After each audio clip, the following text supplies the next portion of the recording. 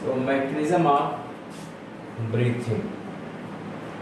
It involves breathing involves two steps.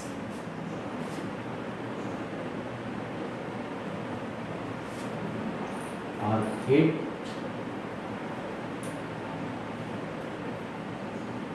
involves two stages. Number one is inspiration or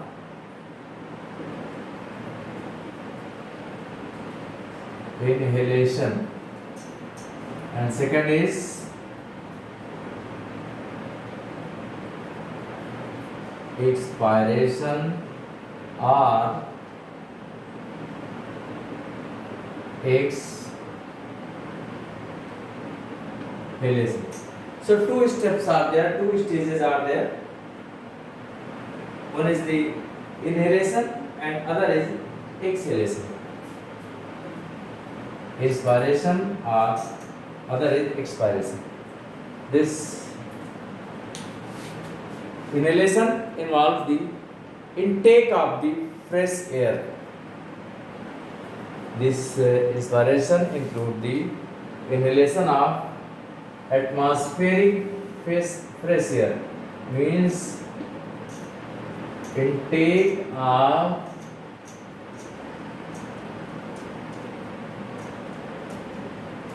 atmospheric fresh air to lung, and exhalation means it involves the expelling of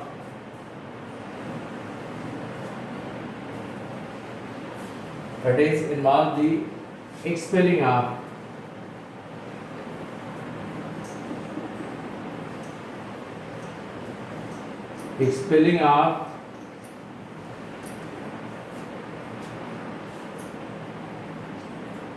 foul air from lung or from body, mainly that is the lungs. So expelling of foul air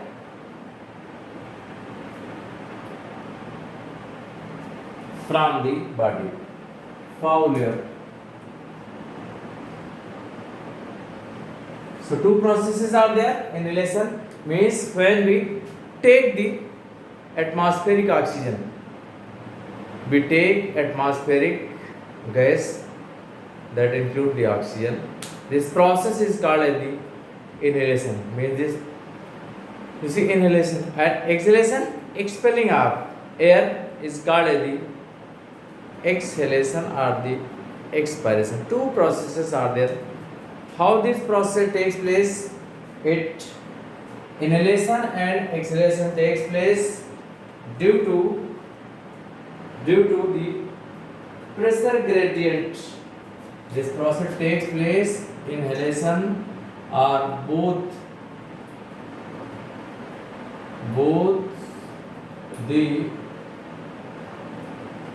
stages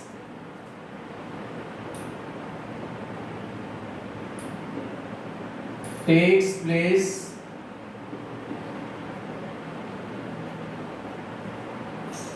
due to pressure gradient. This is very important, due to pressure gradient.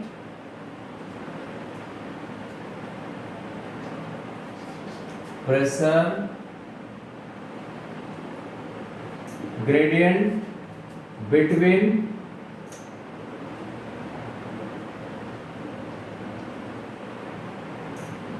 lung and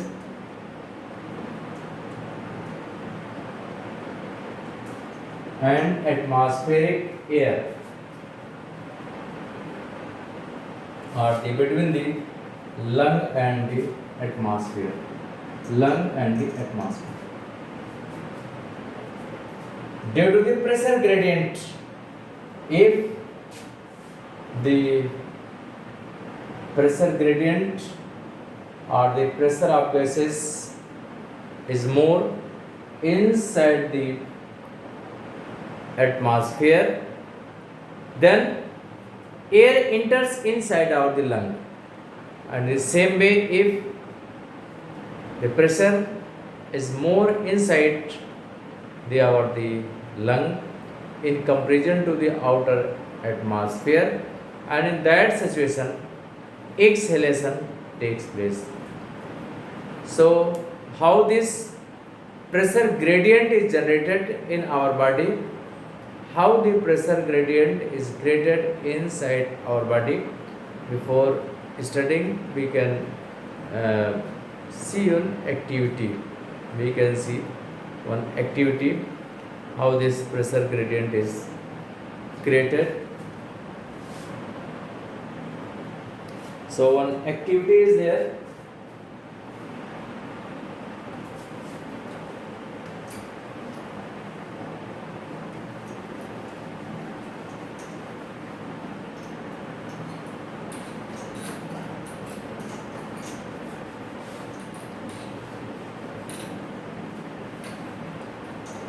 Take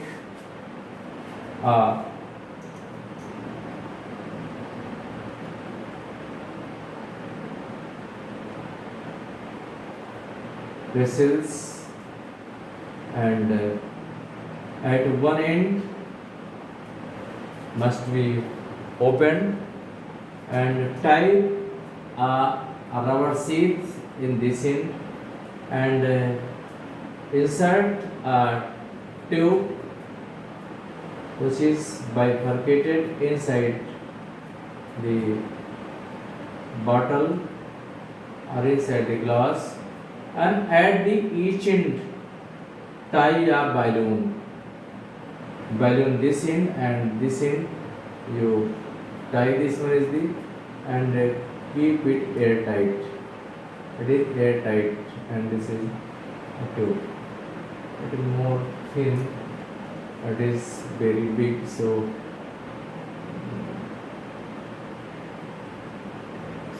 one tube, you can take one tube, and this tube having such a structure, and at the each end you tie a balloon, and this work just like this is rubber sheath. So we pull the rubber sheath here in this side. By pulling this comes rubber sheath come up to here, and in this situation the volume of the vessel increases. Volume is increases, so volume increases, so pressure decreases. So inside vessel the pressure is decreases, and if pressure is decreases, so in this way pressure gradient is generated. So air from the outside comes inside the tube, and as a result the balloon swells up. As the balloon swells up, this happens here. And if we push it inside, again if we push it inside, rubber sheath we push inside, then volume decreases, and as volume decreases the pressure increases, and as pressure increases the air from the balloon is expelled out to the outside. As a result the balloon becomes the shrinks. This happens such type of activity takes place in our the thoracic cavity. This is our the thoracic cavity. Thoracic cavity is completely airtight. It is just like here. This is just like the thoracic cavity. So in case of the thoracic cavity, how this thoracic cavity is formed? Dorsal side having the vertebrae, and ventral side having the sternum, and lateral side having the ribs, and lower side having diaphragm. So these makes our thoracic cavity or the chest cavity. This cavity is the airtight. So what happens here? How this pressure gradient is generated? So diaphragm plays a very important role. Diaphragm.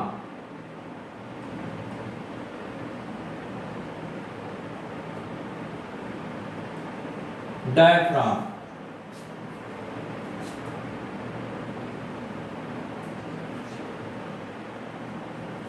Diaphragm plays an important role. When diaphragm contracted, when diaphragm contracted, due to the contraction of the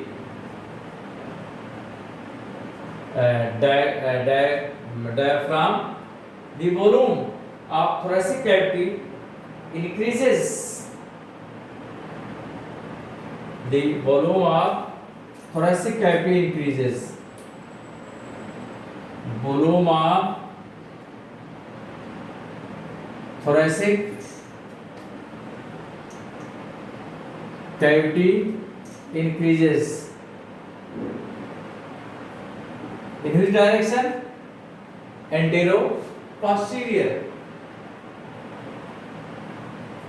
In which direction? Anterior posterior axis. In this direction increases. Anterior posterior direction it increases due to the contraction of the diaphragm and intercostal muscles. Other important thing is intercostal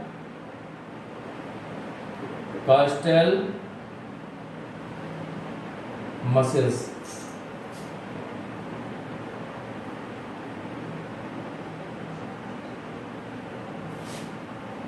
Intercostal muscles. These intercostal muscles are two type of muscles are there. One is the external and other the internal. So when the external intercostal muscle contract, little rises of sternum and ribs. So here intercostal muscle contract, intercostal muscle. Then what happens? By the contraction of intercostal muscle, they lift up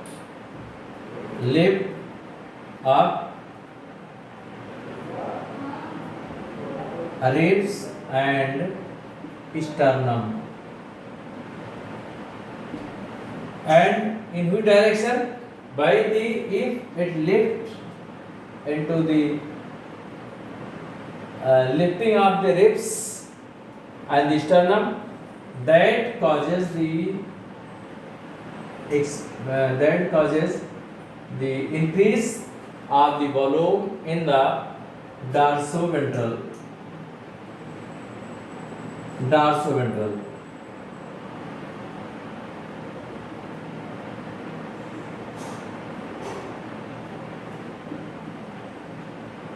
axis. dorsoventral axis. Overall, both causes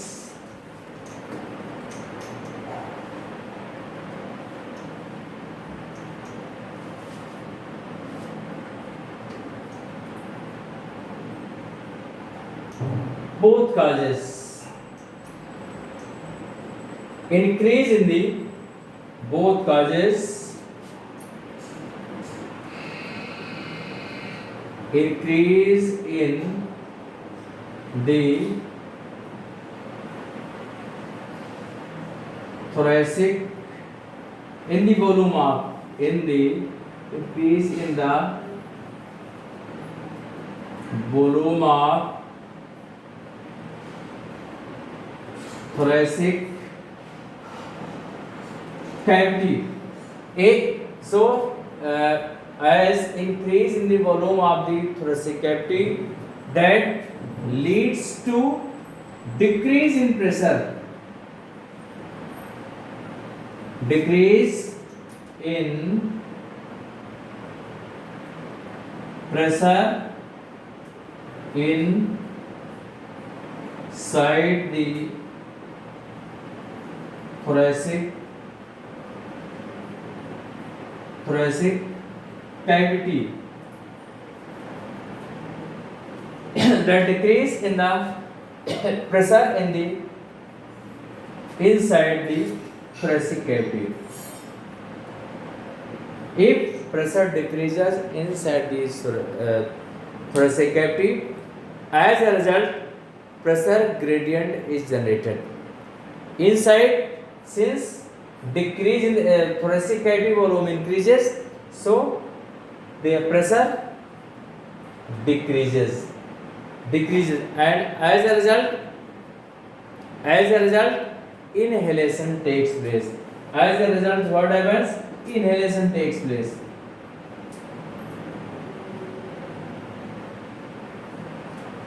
Inhalation takes place. So what happens? I told you how pressure gradient is generated. So in the generation of the pressure gradient, diaphragm and intercostal muscles plays an important role. Due to the contraction of diaphragm and intercostal muscles, there is the decrease, there is the increase in the volume of the thoracic cavity. So due to the contraction of intercostal muscles and diaphragm, there is the increase in the volume of the thoracic cavity, and if volume increases, so as a result pressure increases inside the thoracic cavity. As a result, pressure gradient is generated in between the lung and outer atmosphere. As a result, air from the outside comes inside of the lung, and this process is called as the inhalation.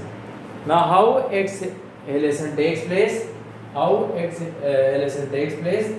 So, when diaphragm and intercostal muscles, when diaphragm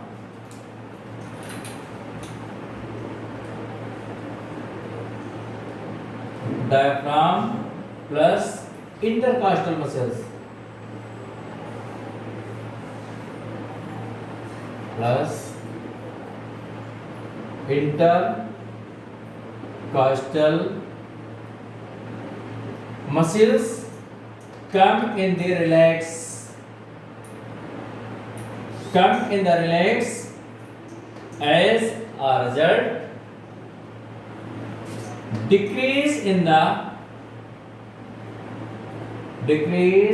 the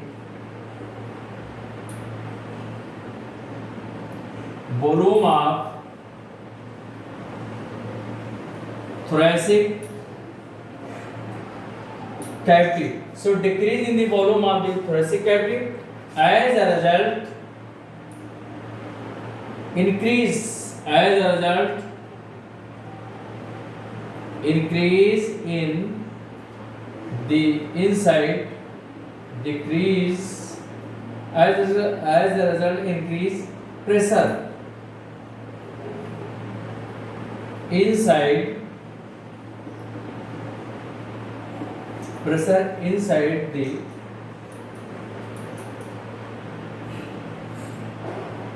thoracic cavity.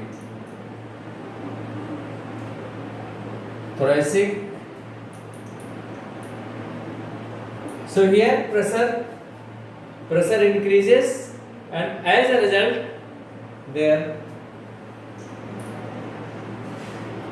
result exhalation takes place.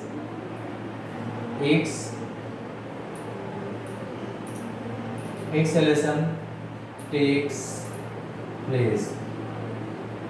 So this causes the exhalation. So inhalation and the exhalation takes place due to the pressure gradient, and this pressure gradient is generated by the contraction and relaxation of diaphragm and the intercostal muscles. Thank you. That's what we do.